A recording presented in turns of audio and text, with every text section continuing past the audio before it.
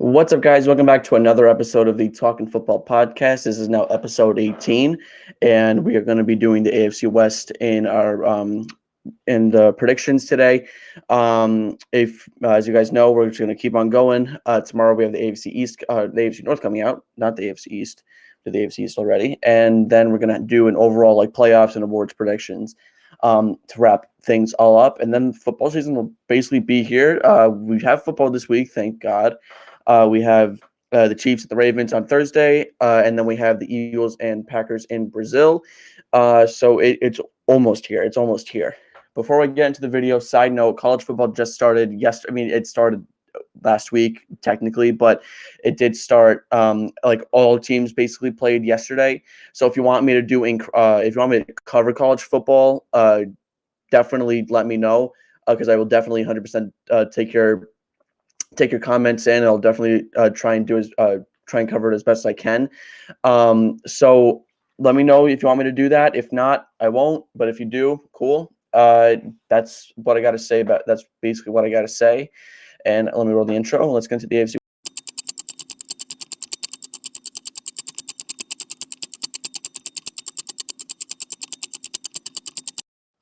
All right.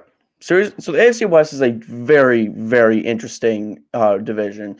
Broncos, Chargers, Raiders, and Chiefs. We all know Kansas City's going to be on top. I mean, that's just the way it's going to be with Mahomes and Kelsey and Jones and Reed. That's just the way it's going to be, and that's just the way it is. But everyone else is kind of interesting. Broncos, they're there. The Chargers, they're there. The Raiders are there. Can they make those? Can they make the playoffs? That's a question that that I was thinking about when I was writing down my predictions, and all three of those teams have kind of an outside chance of making it. I think the Broncos is a little bit, but the Chargers could under Harbaugh, and the Raiders now under Pierce, they could. So that, it's very interesting, and I don't really know what's going to happen. If I had to predict, though, this is what I would say. I would say Denver's definitely in last place. Sean Payton's not the right guy. Sean Payton is, simply put, not the right guy for the job in Denver. He doesn't fit their Denver way. He doesn't fit the Bronco way. He's just not the right guy. I will say they made a great pick with Bo Nix. I think he was the most NFL-ready quarterback in the draft, and I think that he has so much potential. He played unbelievably well in the preseason, and he's starting week one.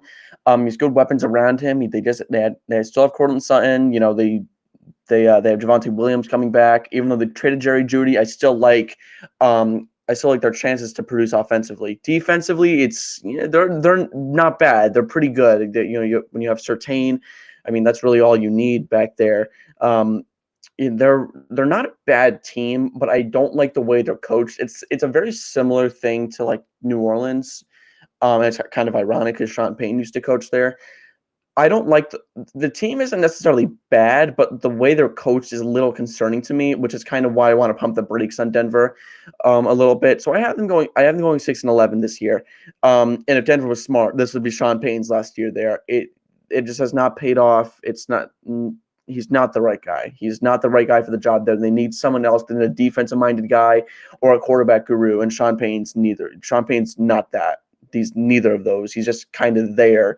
And he knows almost every trick in the book. Not every trick in the book. He knows almost all of them, which makes it's like if you're going to do that kind of stuff, you need to know all the tricks in the book, and he really doesn't, which is a little if I was going to be honest there. So I don't really like Sean Payton. I don't really know if anybody does, to be honest. So he's not the right guy there, and until they make that decision to move on from him, Denver's not going to do anything better than maybe 7-10, 8-9 at this point. So I have them going 6-11. Next up on the list, with the Chargers, I have them going 7-10 this year. They just added Jim Harbaugh, like I said, from Michigan, 1 year after they won the national title. And that Michigan team was very, very good. As much as I hate to say, as an Ohio State fan, they were very good, and that's the bottom line. That's the truth. So the thing with the Chargers is offensively, they're not deep enough. And honestly, defense, they're not really deep. And the thing is, the Chargers have always kind of been a relatively deep team. When you play the Chargers, if someone's out, there's always someone that's going to step up. And I don't really feel that way about them right now. They're not really that deep. Obviously, you have Herbert. I don't like their receiver core. I like Ladd McConkey a lot. Ladd McConkey is a great player. Great player. I really like him. Really like the way he plays. Good fit there. But everyone else I don't really like. I'm not a big Quentin Johnston guy. I don't think anybody really is. DJ Chark's not bad. Joshua Palmer's okay. Like, yeah, there's a bunch of like okay there. Offensive line though, Slater on one side and all on the other. That's like, whew, that's that's very good. But they don't really have a ton of depth. And defensively, when you have Khalil Mack, he's good. You have Joey Bosa, he's good when they're on. But again, they need to be on the field. I like Asante Samuel. I like Derwin James. Can they stay on the field? Like they've been very injury prone the last couple of years. That's just the way the Chargers are. They can really never stay healthy. And that's unfortunate because they do have good players, but I don't with the thing is their offensive skill positions are so concerning to me that I don't think they're going to make that they're going to make a real run at the playoffs. And like I said, the AFC is so tough to it's so and every time I do a AFC prediction video, I always say there's 11 genuinely really good teams in the AFC. 11. There's not nearly that many in the NFC. There's maybe 7 or 8 that are really good in the NFC. There's there's like 4 in the NFC that are really good. Everyone else is just kind of like good or worse.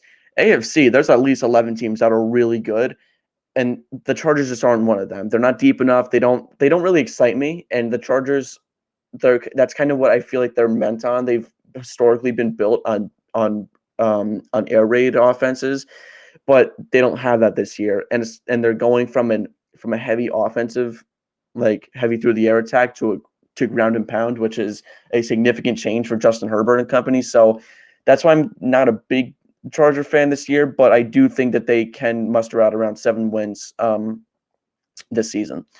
Let's go to Vegas, where we're going to talk about the Raiders. So look, the Raiders are actually not a bad team. They're not bad. This is Antonio Pierce's first year, and that was a great hire. I mean, if they pull a Rich Bisaccia again, that would have been bad. I still think the Raiders should have hired Bisaccia. I mean, there's no way he brings you to the playoffs and you don't, like what's the point of not rehiring him? Whatever. And that's kind of what led to the downfall of the Raiders, kind of from that point. Um, I like Pierce though. I like the hiring. If they had a quarterback that wasn't Gardner Minshew or Aiden O'Connell, this team's a 9-10 win team. They are really good. I mean, there are so many good there's so many good players on this team. Like, and when you look at the thing is, like I always say, there's always the big 5. There's the high 5 when you're talking about football positions: quarterback, receiver, tackle, edge rusher, and corner. Quarterback's not good. I don't mind Minshew. I don't know if I was going to fit there though. Receiver, they have Devontae Adams. That goes without saying. Tackle, they have Colton Miller. That goes without saying. Edge rusher, they have Max Crosby. That goes without saying. Corner, they have Nate Hobbs. That's okay. It's not crazy good, but it's not bad. I don't mind Nate Hobbs. I think he's a good corner. And everywhere else they kind of have a good Christian Wilkins, amazing signing. Love that pickup there. I really like Zamir White. I really like Zamir White this year. I really like Jacoby Myers. Like there's a lot of good pieces there. They have a great offensive line. This is a good football team, but that quarterback question mark is a big one, and that's what's going to glare over this team this year. I would definitely expect the Raiders at 8 and 9. They're probably going to be at like pick 12, like they're probably gonna be like the 11 through 15, 16 range. So I would definitely expect them to trade up for Shedeur Sanders. I would definitely expect. I mean, obviously, if Dion says Sanders can go there, because I guess Dion's saying no, Sanders and Travis Hunter, they're gonna pull Eli Manning's. It's like, okay, whatever. That's a side note. I could definitely see them trading up for Quinn Ewers. Jalen Milroe's another option. If Will Howard comes out, maybe that's a later round option. Riley Leonard, same thing there. So Carson Beck, even like there's tons of tons of talented quarterbacks in this upcoming draft. So I can definitely see the Raiders trading up or even trading for a quarterback this offseason. But without that quarterback right now, I don't see them winning. I don't see them getting far in the regular season or making the playoffs even. But 8 and 9 with a rookie head coach is a very, very good year, and that's nothing that they should be ashamed of. Let's talk KC. So the Chiefs, 13 and 4. It goes without saying. they're the Chiefs. I mean, let's be real here. They could start 1-3 and it'll be the same talk every year. Oh my gosh, are the Chiefs bad? No, they're not. Don't be fooled. Move on. They're not a bit. They're really good. They lost Snead, which does concern me a little bit, but let's be real, does it? I mean, they're still Kansas City. They have the refs on their side. They have Goodell in their back pocket, and I mean, allegedly, maybe, I don't know, but and even without that kind of stuff, they still have Mahomes, they still have Kelsey, they still have Reed, like I just mentioned.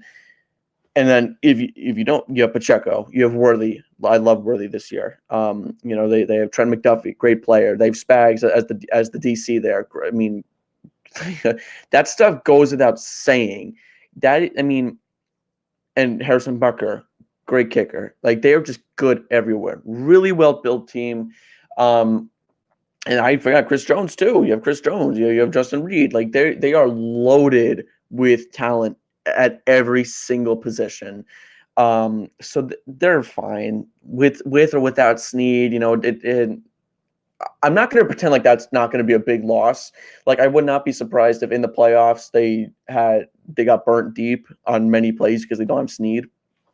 So that will be a big loss for them. But let's be real here. It's still the Chiefs. 13 wins is very gettable for them. Their ceiling's probably 15-2, and their floor is probably like 11-6. But I've been going 13-4 because, do I really need to explain myself? It's Mahomes. I mean, it's Mahomes. It's Reed. It's Kelsey. It's Jones. It's Nick Bolton. It's Trent McDuffie. The list just goes on and on and on. It doesn't matter how many mediocre receivers they have. Those mediocre receivers turn into unbelievably good receivers because they fit perfectly in the scheme that Andy Reid has installed in Kansas City with Patrick Mahomes.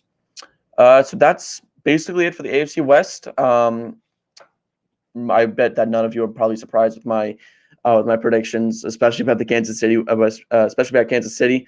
Hope you guys enjoyed the video. Make sure you like, comment, and subscribe. What you want to see next? Did you want to see college football or not? If you don't, that's fine. And yeah, this is Talking Football, and that's what I got to say about that.